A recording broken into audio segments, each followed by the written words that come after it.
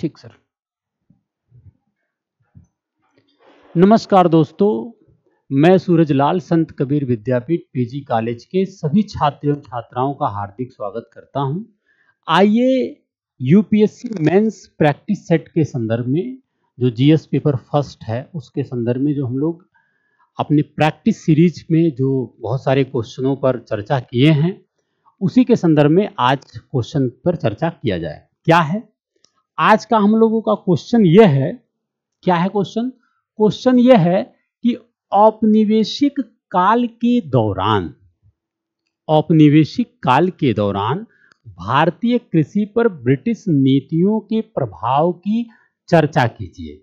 औपनिवेशिक काल के दौरान भारतीय कृषि पर ब्रिटिश नीतियों के प्रभाव की चर्चा कीजिए। ठीक है, तो देखिए मामला क्या है। मामला यह है, जैसे औपनिवेशिक काल का मतलब क्या है, जैसे जो यूरोपीय कंपनियां हैं उस यूरोपीय कंपनियों में खास करके ब्रिटिश ईस्ट इंडिया कंपनी, ठीक है, ब्रिटिश ईस्ट इंडिया कंपनी का एक साम्राज्य बनता है। ठीक है, इनकी शासन व्यवस्था भारत में बनती है।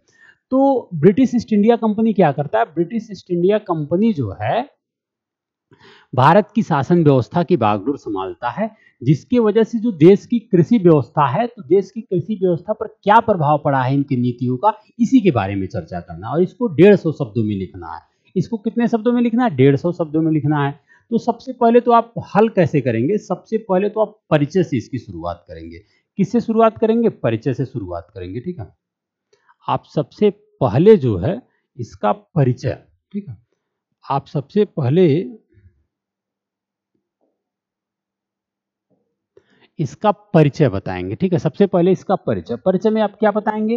देखिए परिचय में क्या है कि देखिए आपको पता है कि भारत देश में, ठीक है, भारत देश में जो ब्रिटिश औपनिवेशिक शासन था, ठीक है, खास करके ब्रिटिश ईस्ट इंडिया कंपनी, उसका क्या प्रभाव, उसकी जो नीति थी, उसकी जो भू राजस्व नीति थी, जो उसकी सामाजिक नीति थी, ये जो तमाम प्रकार की कृषि क्षेत्र में पॉलिसी उनका रहा है, उसका क्या प्रभाव पड़ा है कृषि पर, क्या नकारात्मक प्रभाव पड़ा है, क्या सकारात्मक प्रभाव पड़ा है।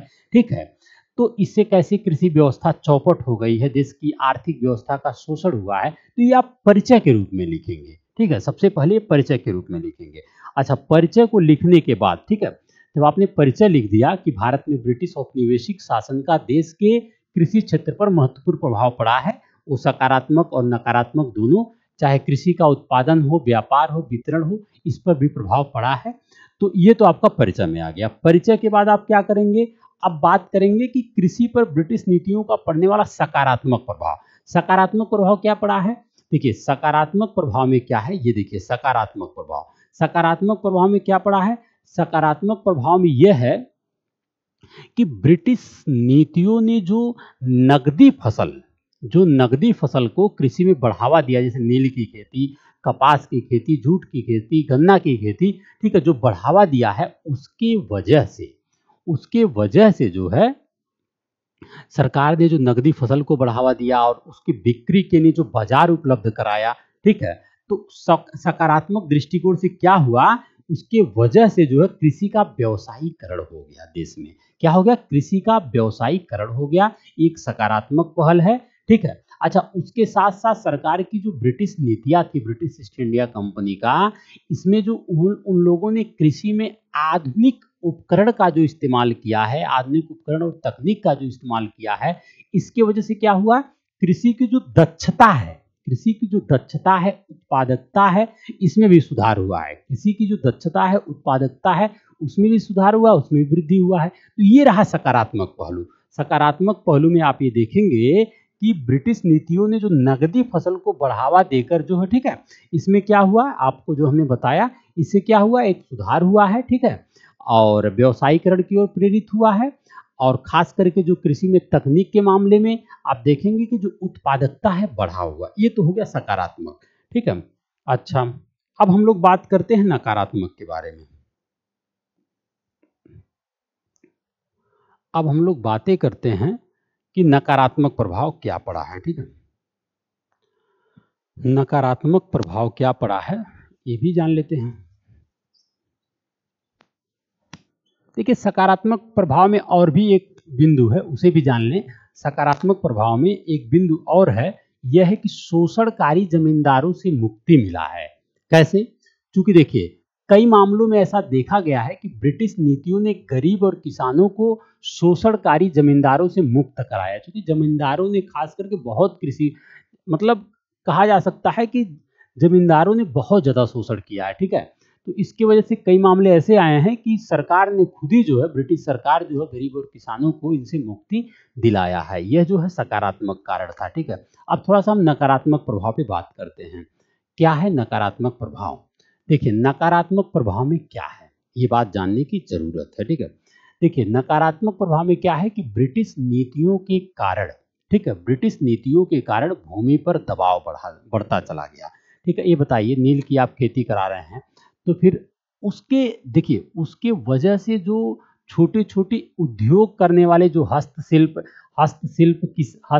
कारीगर थे, ठीक है, ये लोग भी जान लीजिए बेरोजगार हो गए हैं। इन लोगों का भी दमन हुआ है, ठीक है, जिसकी वजह से चूंकि वो लोग भी कहीं ना कहीं जुड़े हुए थे ना किसान के साथ, ये लोग भी जुड़े हुए थे जो हस्तशिल्प कारीगर थे, ठीक है, इन लोग का भी दमन हुआ, ये लोग भी बेरोजगार हो गए, जिसकी वजह से जमीन पर बोझ पड़ गया, कृषि क्षेत्र पर बोझ पड़ गया, जिससे और बेरोजगारी और कृषि उत्पादकता में कमी आ गई। इसकी वजह से बेरोजगारी, कृषि उत्पादकता में तमाम सारी समस्या पनपने लगी। तो एक नकारात्मक कारण है, ठीक है। जो सरकार की नीतियां हैं उसका प्रभाव पड़ा है, जो सरकार की नीतियां हैं उसका प्रभाव पड़ गया है, ठीक है, नकारात्मक दृष्टिकोण से। उसके साथ साथ आप देखेंगे कि कृषि पर अत्यधिक जब बोझ बढ़ा ना, तो इससे क्या है कि जो गरीबों की संख्या उसमें और बढ़ोतरी हो गई। जब कृषि पर अत्यधिक बोझ बढ़ने लगा तो जो गरीबों की संख्या है उस पे जो है गरीबों की संख्या पर और जो है गरीबों की संख्या की भीड़ और बढ़ने लगी। बात को समझ रहे हैं ना, जो गरीबों की संख्या है और बढ़ने लगी, ठीक है, ये बात है नकारात्मक दृष्टि से। और तथा एक बात और है नकारात्मक दृष्टिकोण में बात यह भी है कि जो बढ़ी हुई राजस्व है ना, जो बढ़ी हुई राजस्व व्यवस्था है, जो भू राजस्व व्यवस्था है, उसके कारण जो किसान हैं वो बीज और उर्वरक कहाँ खरीद पाएंगे। भाई इतनी राजस्व, फसल चौपट हो जा रहा है फिर भी आप राजस्व रेवेन्यू ले रहे हैं, भू राजस्व जो है मांग रहे हैं, तो कहाँ से हो पाएगा, ठीक है। इसके वजह से क्या हुआ कि किसान त्रस्त हो गए, बेरोजगार हो गए और देश की आर्थिक व्यवस्था का नाश हो गया, चौपट हो गया, ठीक है। उसके साथ साथ आप देखेंगे कि नकदी फसल को बढ़ावा देने के कारण, जो नकदी फसल है उसको बढ़ावा देने के कारण देश में खाद्यान्न की समस्या आ गई। नकदी फसल जो है ये देखेंगे आप कि नकदी फसल को बढ़ावा देने के कारण देश में जो खाद्यान्न की समस्या वो भी बढ़ती चली गई, ठीक है, ये सब कारण रहा है, ठीक है। उसके साथ साथ आप देखेंगे कि जो भारत एक ग्रामीणों का देश है, भारत एक आत्मनिर्भर देश है, भारत एक ग्रामीणों का देश रहा है और आत्मनिर्भर भारत। तो आत्मनिर्भर भारत में क्या हुआ ना कि इससे पहले भारत ब्रिटिशों से आगमन से पूर्व एक आत्मनिर्भर भारत था, कृषि प्रधान अर्थव्यवस्था थी, लेकिन धीरे धीरे अंग्रेजों ने इसको चौपट कर दिया। तो एक नकारात्मक प्रभाव है तमाम सारी अपनी नीतियों के माध्यम से, चाहे भू राजस्व नीतियां हो, अस्थायी बंदोबस्त हो, जमींदारी व्यवस्था हो, रैयतवाड़ी व्यवस्था हो, महलवाड़ी व्यवस्था हो, ये सब का उद्देश्य क्या है? कृषि का शोषण करना ही, ठीक है, जिससे देश की आर्थिक जो व्यवस्था है वो चौपट हो गया है। इससे क्या है कि जो देश की आर्थिक व्यवस्था है वो चौपट हो गया, ठीक है, देश की जो आर्थिक व्यवस्था है वो चौपट हो गया है, देश की जो आर्थिक व्यवस्था है वो चौपट हो गया।